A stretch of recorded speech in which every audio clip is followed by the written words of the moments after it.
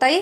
हा अगं घासलेच सगळे भांडे. होय ताई, आवरलं सगळं. हे काय मी कपाटावरच बसले होते ग. अय्या ताई, हे तुमचे दागिने तेवढे सगळे? माझ्याकडे ना ड्रेसवरचे, साडीवरचे, पारंपरिक सगळ्या प्रकारचे दागिने आहेत. तुझ्या भाऊजीने माझ्यासाठी सगळं केले. चांगलंय. तुझ्याकडे हे एकच आहे का ग गळ्यातलं? तू पण असे दागिने बनवून ठेव. अहो तर ह्यांना एवढा पगार नाही हो. महिन्याच्या त्या गरजा सगळ्या भागवेपर्यंत जाई की नाही, त्यातच सगळं खर्च होऊन जाते. सोनं करायला पैसेच उरत नाही. अगं त्यातनच करायचं असतंय.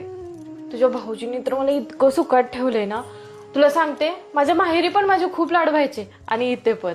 आईसारखं तेच तायडी तायडी चालूच असतं त्यांचं. आणि आता आम्ही वेगळे राहिलो ना, तेव्हापासून जरा खडकूनच असते. माझी आई मनानं खूप चांगली आहे ग, पण काय ते तुमचं तिच्या मनाविरुद्ध झालं ना. तिच्या डोक्याला खूप त्रास चालू आहे ग ह्या सगळ्याचा. बरोबर आहे.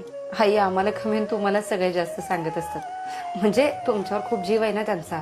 माझ्या आई वडिलांचा आणि माझ्या दोन्ही भावांचा खूप जीव आहे माझ्यावर.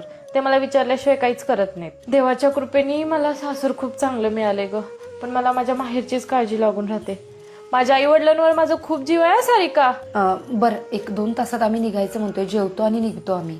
ऐक ना, कणिक वगैरे मळून घे आणि ते भाज्या वगैरे तूच कर, मी चपाती लाटते.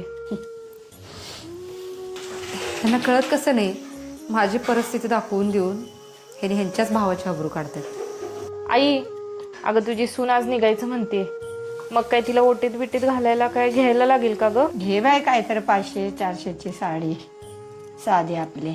ती कुठे एवढ्या भारी नेसत्या.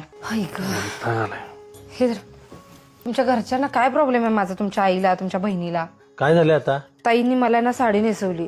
नसती नेसवली ना तरी चाललं असतं, पण ती एवढी साधी नेसवल्या का बघायला नको.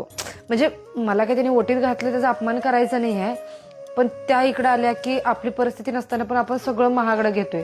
आणि आपण त्यांच्याकडे गेलो तर त्यांनी माझा साधा आबरू काढल्यागत केला, अजून भरपूर गोष्टी केल्या. आणि आई पण त्यात सामील असतात. माझी काही इज्जत नाही काय? जिची परिस्थिती गरीब असत्या का नाही, धड तिला बाहेरची बी इज्जत देत नाहीत आणि घरची पण. मग आता तुझं म्हणणं काय आहे?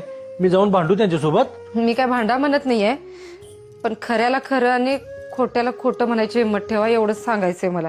एक बाई ना सगळं सहन करू शकत्या, पूर्ण जगाला तोंड देऊ शकत्या, पण फक्त तिचा नवरा तिच्या सोबत पाहिजे. माझ्या नशिबात ते पण नाही. जाते, स्वयंपाकाचं बघते मी. काय नुसती किरकिर. वैताग आलाय.